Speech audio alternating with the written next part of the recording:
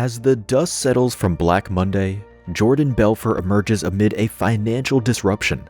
With his job gone, he stands undaunted, facing the remnants of L.F. Rothschild's closure. Will he transform this setback into an opportunity, or will the weight of failure prove insurmountable? Join us in this video to witness Jordan's journey unfold and discover the fate that awaits him in the aftermath of Black Monday. Welcome back to Wrap Recap. We'll be covering The Wolf of Wall Street today. In the opening scene, in the confines of a corporate setting, a group of individuals engages in a game, setting the stage for the introduction of Jordan Belfort. A brief narrative unfolds, shedding light on his background, the opulent lifestyle he presently leads, and his love for drugs, his favorite of all being money. Following his initial address in the film's opening scenes, Jordan resolves to guide us through the odyssey of transforming from a middle-class family's son to a connoisseur of extravagance, boasting ownership of numerous mansions, a yacht, luxury cars, and more. Amidst the tumultuous landscape of 1987 Wall Street, step into the scene the newlywed 22-year-old Jordan Belfort, an audacious maverick, a daring risk-taker, and a formidable presence. Hired by the infamous Mark Hanna at L.F. Rothschild, swiftly drawn into the world of stockbroking saturated with drugs, Jordan becomes entangled in Hanna's conviction that a broker's sole objective is to amass wealth for oneself during his lunch with Hanna. For the next 6 months, Jordan is thrust into the adrenaline-fueled realm of stockbroking, where the air is thick with the scent of success and excess. Picture this: Black Monday, the most significant one-day drop in stock market history. The colossal crash sends shockwaves through the stock market. After the unprecedented market crash on Black Monday, Jordan found himself jobless because L.F. Rothschild, a company that has been around since 1899, finally closed down. Jordan, undeterred by setbacks, continues to search for new jobs. With his wife's help, he found an article about stockbrokers in the newspaper. Jordan finds himself at a Long Island boiler room specializing in penny stocks. Captivated by the opportunities in this new business, especially considering the enticing 50% commission on each stock sale, significantly surpassing the mere 1% from L.F. Rothschild, he immediately got to work. His passion and expertise in the stock market captivates his colleagues. Here, he discovers the art of the hard sell, a relentless pursuit of fortune in the high-stakes finance game. Jordan quickly amasses a tidy wealth by capitalizing on his assertive sales approach and the allure of hefty commissions. In the next scene, we see Jordan dining at a restaurant. He swiftly establishes a bond with Donnie Azoff, Jordan's charismatic neighbor and confidant. After his brief discussion with Jordan, Donnie quits his job and decides to work with Jordan. Together, they embark on a journey to build their empire, rent a garage, and recruit and train a cadre of friends in the ruthless ways of the hard sell. Over lunch with his wife, she encourages him to focus on selling to affluent individuals capable of withstanding financial losses rather than targeting the masses. Taking her advice to heart, he embarks on a journey to reshape his company, training his colleagues to adeptly engage and target the wealthiest players on Wall Street. And so, a new chapter begins.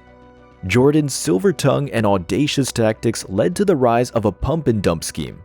In this financial ballet, stock prices soar on the wings of deception, only to plummet, leaving unsuspecting investors in the dust. To give their operation a veneer of respectability, Jordan christened it with the distinguished name Stratton Oakmont in 1989. Word spreads like wildfire after a Forbes exposé, attracting a swarm of ambitious young financiers eager to join the ranks of this newfound financial mecca. As the dollars roll in, so does Jordan's decadent lifestyle, a heady mix of extravagance, wild parties, and the dangerous allure of forbidden pleasures. In light of Jordan's recent triumphs, a prominent magazine interview dubs him the Wolf of Wall Street, a title he initially resisted. However, his wife persuades him that there's no bad publicity. This perspective shift leads to a Vogue interview, marking a transformative moment for his life and company. To uphold professionalism in the expanding enterprise, Jordan brings his dad on board as part of the team. In light of Jordan's recent achievements, the SEC grew suspicious of his activities. In response, they dispatch 2 lawyers to scrutinize his company's files. Still, Jordan orchestrates a plan to outsmart them, which he successfully does. Love and loyalty are tested as Jordan juggles relationships, culminating in a scandalous affair with Naomi LaPaglia. Upon his wife's discovery, Jordan initiated a divorce and, in 1991, tied the knot with Naomi.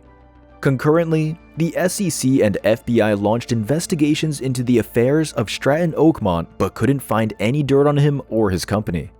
But success, as they say, comes at a price. The SEC and the FBI, smelling blood in the water, set their sights on the enigmatic Stratton Oakmont, launching an investigation that will shake the very foundations of Jordan's empire. The curtain is drawn, revealing a gripping tale of ambition, excess, and the relentless pursuit of the American dream, no matter the cost. In the high-stakes whirlwind of 1993, picture this.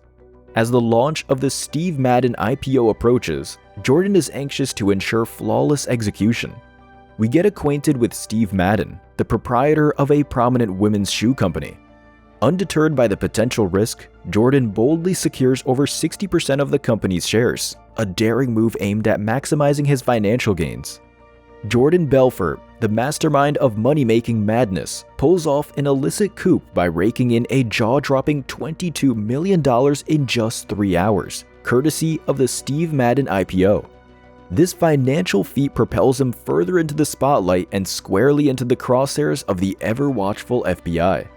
Jordan receives word from his lawyer that the FBI has initiated an investigation, delving into every aspect of his life, from wedding videos to his network of friends. To divert the authorities' attention, Jordan extends an invitation to the investigator, Denham, who is handling his case for a lunch meeting. However, the ensuing discussion does not unfold as smoothly as he had hoped.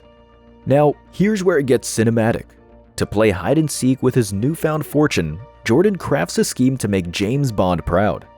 He teams up with a shady Swiss banker, Jean-Jacques Sorel. He concocts an ingenious plan involving Naomi's Aunt Emma, a British national conveniently out of Uncle Sam's jurisdiction. With the finesse of a heist movie, European passports, and a dash of audacity, Jordan enlists the help of Brad Bodnick's wife and in-laws to smuggle the cash into the secret sanctuary of Swiss bank accounts overseas. Donnie and Brad, entangled in a public skirmish, add a layer of drama. Donnie slips away, a shadow in the night, while Brad faces the handcuffs. But here's the kicker. Brad, true to the code, doesn't spill a word about his partners in financial crime. In the shadows, Jordan's private investigator asks him to leave the house and call him on a payphone. He unveils the FBI's wiretapping game. Fear grips Jordan's heart, and he faints, which leaves him in an incapacitated state. However, he can drag himself to his car, and his wife contacts him, alerting him to his friend's phone call from home. In a nearly incapacitated state, Jordan drives home urgently to intervene in Donnie's call. Amid their struggle, Donnie choked on his food, but Jordan managed to assist him. The following morning, Jordan is arrested for reckless driving. Still, due to a lack of evidence, no charges can be pressed against him. His father, worried for his son, urges him to abandon the ship at Stratton Oakmont. At the same time, his lawyers negotiate a deal for his freedom. Easy, right? Not for Jordan.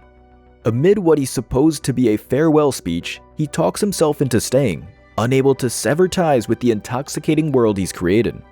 Fast forward to 1996. The scene is set on a yacht trip to Italy, and a bombshell hits. Aunt Emma has met her end due to a heart attack. In true swashbuckling fashion, Jordan decides to jet off to Switzerland to settle the clandestine bank account. The journey, however, becomes a roller coaster. Sailing to Monaco to dodge border controls ends in a stormy shipwreck. After their rescue, a plane was sent to take them to Geneva, and even the heavens seem to conspire against them as a seagull wreaks havoc on their aircraft. Amidst the chaos, Jordan, interpreting the seagull saga as a cosmic nudge, takes a bold step towards redemption. The turbulence in his life becomes a catalyst for change as he sets sail on a mission to become sober from the intoxicating allure of drugs. The stage is set for the next act in this epic saga of wealth, woe, and the quest for a new beginning. In the gripping climax of 1998, the FBI finally catches up with the once untouchable Jordan Belfort. Brace yourselves for a tale of betrayal, redemption, and a descent into the abyss. Picture this. Sorrel, snagged in Florida on an unrelated charge, flips the script and spills the beans on Jordan, triggering a domino effect that would send shockwaves through the financial world. Facing a tsunami of evidence crashing against him, Jordan makes a Faustian deal with the feds. He agrees to turn informant, peeling back the layers of his opulent empire to expose the underbelly of financial excess. But the drama doesn't stop there. Enter Naomi, Jordan's partner in crime turned scorned lover. In a gut-wrenching twist, she drops the bombshell that she's divorcing him and gunning for full custody of their children. The scene intensifies into a chaotic maelstrom as a cocaine-fueled rage propels Jordan into a violent clash with Naomi, culminating in a reckless attempt to escape with their daughter that ends in a spectacular car crash in the driveway. With the net closing in, Jordan, now a pawn in the FBI's high-stakes game, straps on a wire for a covert mission to work. But hold on tight because there's a twist in the tale. In an act of loyalty to his partner in crime, Donnie, Jordan slips a covert warning note, dancing on the razor's edge of betrayal. Alas, the cat-and-mouse game reaches its crescendo. The FBI, smelling a rat, pounces on Jordan, leading to the cataclysmic shutdown of the once mighty Stratton Oakmont. Yet, in a move that defies the odds, Jordan, despite breaking the rules of engagement, walks away with a reduced sentence, a mere 36 months in a minimum security prison. The clock ticks down, and after serving 22 months, Jordan emerges from the crucible, forever changed. But here's where the phoenix rises from the ashes.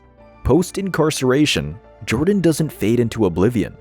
No, he reinvents himself, taking center stage as a seminar guru, unraveling the secrets of the sales world with a magnetic charisma that keeps us all on the edge of our seats, wondering what curveball the irrepressible Jordan Belfort will throw next in this roller coaster saga. What do you think of Jordan's rise to fame and his fall? Do you think he should have faced worse ordeals? And ultimately, which movie recap would you like to see? Let us know in the comments section below. And remember to click that like button if you enjoyed the video. Also, click the bell and subscribe button for instant notifications on new videos.